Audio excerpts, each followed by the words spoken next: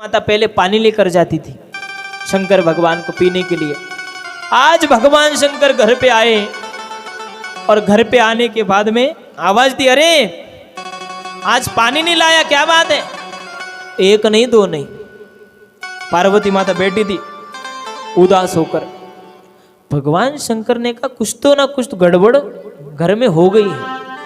तो भगवान शंकर उठे और गए, देखा पार्वती माता उदास बैठी है। कहते अरे दक्ष नहीं हे सती, क्या हो गया, क्यों उदास हो? बोले जाओ जाओ, आप हमसे बात मत करो।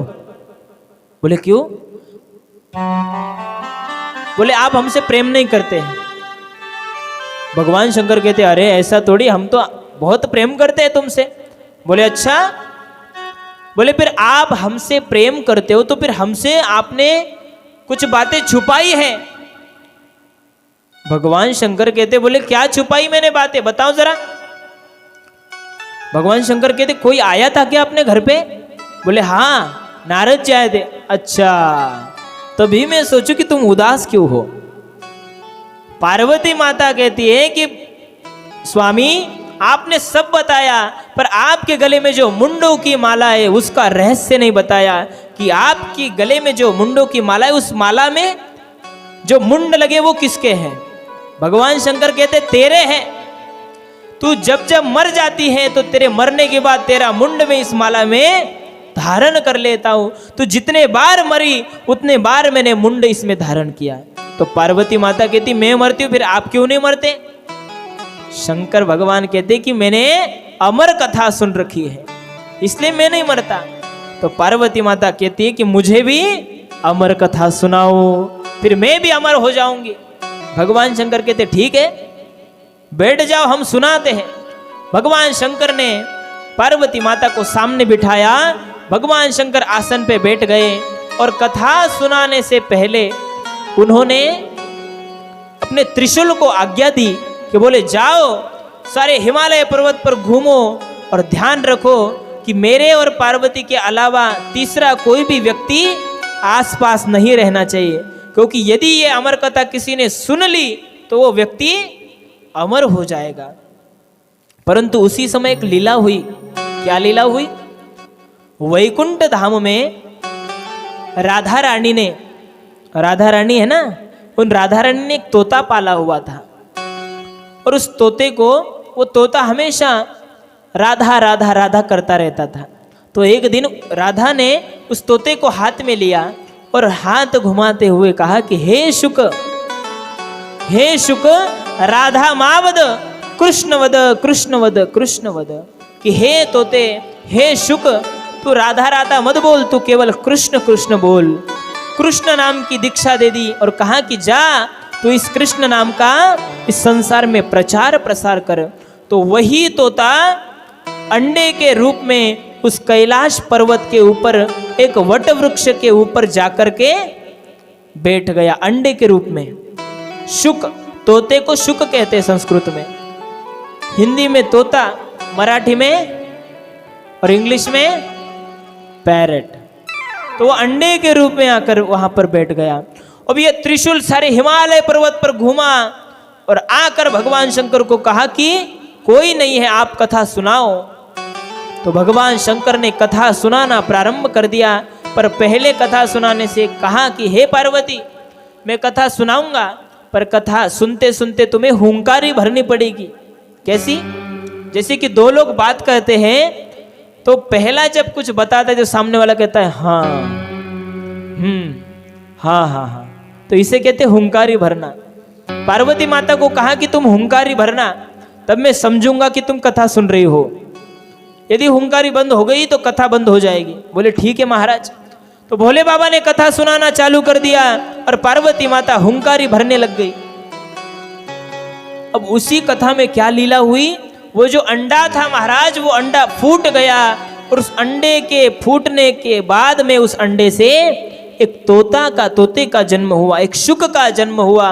और वो तोता उसी पेड़ के ऊपर बैठ के वो कथा श्रवण कर रहा था। अब यहां पर कथा चालू है। अब पार्वती माता कथा सुनते सुनते सुनते सुनते पार्वती माता को समाधि लग गई महाराज। और पार्वती माता की हुंकारी बंद हो गई। और जब हुंकारी बंद हो गई तो वो जो तोता बैठा था उस तोते ने सोचा, बोले यदि हुंकारी बंद हो जाएगी तो भगवान शंकर कथा बंद कर देंगे। इसलिए वो जो तोता था वो स्वयं हुंकारी भरने लग गया। और भरते भरते भरते महाराज वो कथा पूरी हो गई। कथा पूरी होने के बाद जब भगवान शंकर ने अपने नेत्र कपाट खोले और देखा तो पार्वती माता समाधि में है। भगवान शंकर सोचते, यदि पार्वती माता समाधि में तो फिर हुंकारी कौन भर रहा था। शंकर भगवान ने इधर उधर देखा तो एक तोता, एक शुक दिखा उस वट वृक्ष के ऊपर।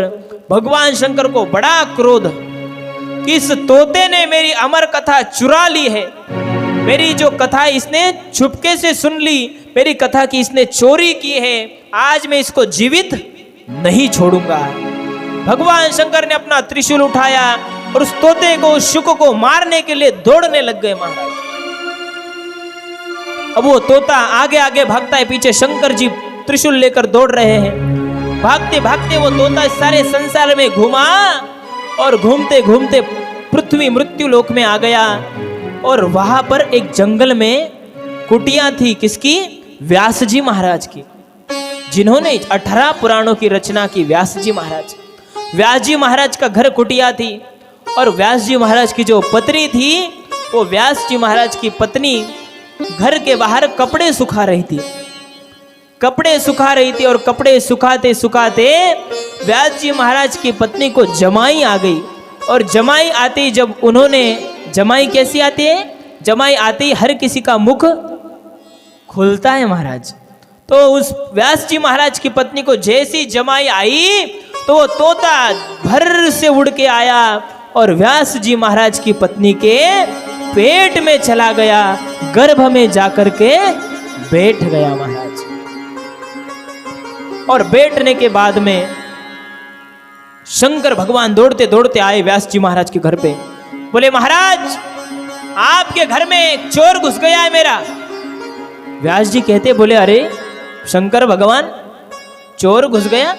और आपके पास क्या है जो चुरा लाएगा? ना आपके पास रहने के लिए घर है, ना पहनने के लिए कपड़े हैं, तो आपका क्या चुराएगा वो? शंकर भगवान कहते कि व्यास जी, उसने मेरी अमर कथा चुरा ली है, उसने मेरी अमर कथा छुपके से सुन ली।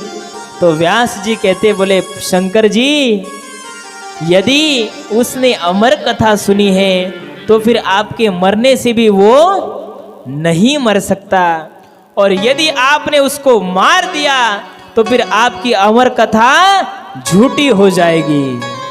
भगवान शंकर समझ गए और भगवान शंकर कैलाश पर्वत पर चले गए।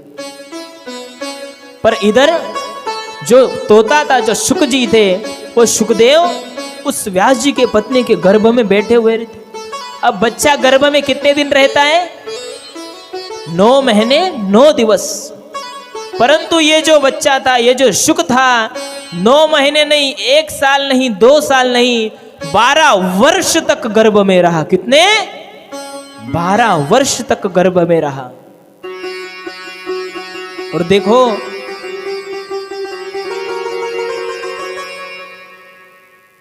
जब बच्चा पेट में होता है तो उसके ऊपर संस्कार डालना बहुत जरूरी है, उसके ऊपर गर्भ संस्कार होना बहुत जरूरी है। यहां पर बहुत सारी माताएं हैं, इसलिए कहता हूं कि आजकल कलयुग है महाराज, और कलयुग ऐसा हो गया है कि धार्मिक प्रवृत्ति के लोग कम होते जा रहे हैं। आजकल की जो नई नई माताएं हैं, जिनके पेट में बच्चा है, जिनके गर्भ में बच्चा है, वो आजकल क्या करती हैं? दिन भर टीवी देखना, इधर उधर घूमना, चटपटा खाना खाना, इधर उधर घूमने जाना। ये कर्म करने से उनका जो पुत्र है उसका जन्म भी वैसे ही होता है महाराज। जब बच्चा जन्म होने के बाद, जब बच्चे को एक आंख नहीं होती, एक कान नहीं होता, जब बच्चा गूंगा होता है, बहरा होता है, लूला लंगड़ा होता है, तो हम भगवान को ही दोष देते हैं कि देखो मेरा बच्चा कैसा पैदा हुआ। परंतु हमारे ही कर्म का फल है कि हमारा बच्चा वैसे जन्म हुआ है। ये हमारे हाथ में, खास करके माताओं के हाथ में। अरे जब बच्चा पेट में होता है तो उसके ऊपर अच्छे संस्कार होने चाहिए। अरे प्रहलाद जी महाराज, प्रहलाद भगवान के परम भक्त थे, पर क्यों? प्रहलाद का पिता राक्षस था पर भगवान के भक्त क्यों बने? क्योंकि प्रहलाद जी जब अपनी कयादु माता के गर्भ में थे तो श्री नारद जी महाराज ने उस कयादु माता को भगवान की कथाएं सुनाई और उस कथा का संस्कार कहाँ पड़ा? उस गर्भ के ऊपर। इसलिए प्रहलाद जी भगवान के भक्त बने। जब पेट में बच्चा होता है तो हमें भगवान की कथा सुननी चाहिए, ज्ञानेश्वरी का पारायण करना चाहिए, तुकाराम गाथा पढ़नी चाहिए, श्रीमद् भागवत का पारायण करना चाहिए, रामायण पढ़ना चाहिए, शिव लीलामृत का पाठ करना चाहिए, भगवान शंकर के नामों का जप करना चाहिए। सात्विक कार्य और अच्छा सात्विक अन्न खाना चाहिए। ऐसा करने से सात्विक पुत्र उत्पन्न होता है। परंतु आजकल माताएं महाराज सात्विक अन्न नहीं, मुल्तान की मिट्टी खाती है कि नहीं? वो 1 रुपए की मिट्टी, पर वो मिट्टी खाने का परिणाम, वो मुल्तान मिट्टी का खाने का परिणाम पेट में से सुल्तान आ जाता है महाराज। इसलिए हमारे ऊपर है गर्भ के ऊपर कैसे संस्कार डालने हैं। अरे हमारे महाराष्ट्र के आराध्य दैवत, हम जिनको आज भी जिनका पूजन करते हैं, आज भी जिनकी जयंती बड़ी धूमधाम से मनाते हैं, 19 फरवरी 1630 को जिनका जन्म हुआ छत्रपति शिवाजी महाराज, उन शिवाजी महाराज को हम लोग आज भी पूजते हैं, आज भी उनके नामों का जय घोष करते हैं। परंतु याद रखना, वो शिवाजी महाराज हमारे महाराष्ट्र को मिले, पर क्यों? उनकी माता जिजा माता के कारण।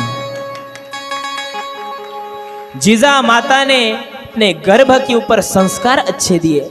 जब छत्रपति शिवाजी महाराज पेट में थे तो वो जिजा माता उनको भगवान राम की सुंदर कथाएं सुनाती थी, भगवान कृष्ण की कथाएं सुनाती थी, पंढरपुर की पैदल यात्रा करती थी, सात्विक अन्न खाती थी, सात्विक भजन करती थी।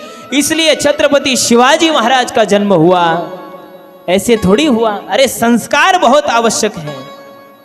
और आज छत्रपति शिवाजी महाराज देखो, हम उनका नाम लेते हैं, परंतु उनका जन्म जिनकी गर्भ से हुआ वो जिजा माता भी धन्य है कि जिनकी कूस, जिनकी गोद बड़ी पवित्र थी, जिन्होंने गर्भ के ऊपर अच्छे संस्कार दिए, उसके कारण माता बहनों की इज्जत करने वाला राजा छत्रपति शिवाजी महाराज इस महाराष्ट्र की मिट्टी को प्राप्त हुआ। रोखून प्राण अब्रू झाकली।